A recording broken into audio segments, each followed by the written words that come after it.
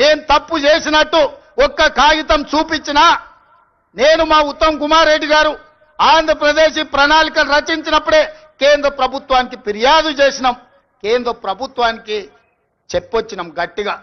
మీరు వాళ్ళకు సహకరిస్తే సుప్రీంకోర్టులో కలుసుకుందాం, మీ సంగతి వాళ్ళ సంగతి అక్కడ తేలుస్తామని చెప్పొచ్చింది మేము.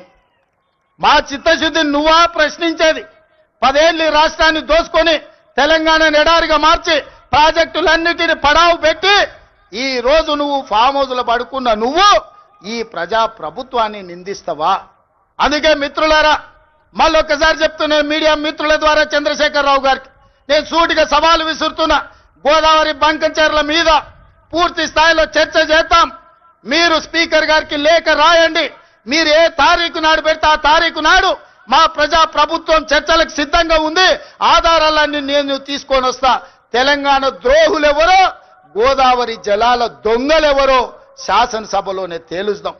నీకు నీ అల్లునికి చిత్తశుద్ధి ఉంటే చర్చకు తీసుకొని రా, అప్పుడు మాట్లాడదాం తప్ప అబద్ధాల ప్రచారంతోని ప్రజల్ని మభ్యపెడతామంటే ఈడెవడు ఊరుకునేవాడు లేడు.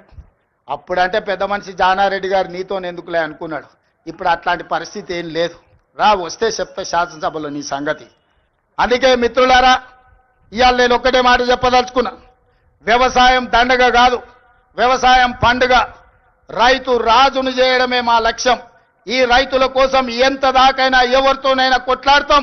ఈ తెలంగాణ రైతాంగానికి వ్యవసాయాన్ని లాభసాటిగా చేసే వరకు మా ప్రభుత్వం అండగా నిలబడుతుంది. ఈ రైతాంగ ఆశీర్వాదం ఉన్నోడే రాజు అవుతాడు. ఈ రైతులు తిరస్కరించినోడు ఎవడైనా రావణుడు అవుతాడు. అందుకే రావణాసురుడు అయిపోయి ఫామ్ హౌస్ లో నిద్రపోతున్నాడు. ఇవాళ రైతును రాజు చేసే ప్రభుత్వం ఈ వేదిక మీద ఉన్నది.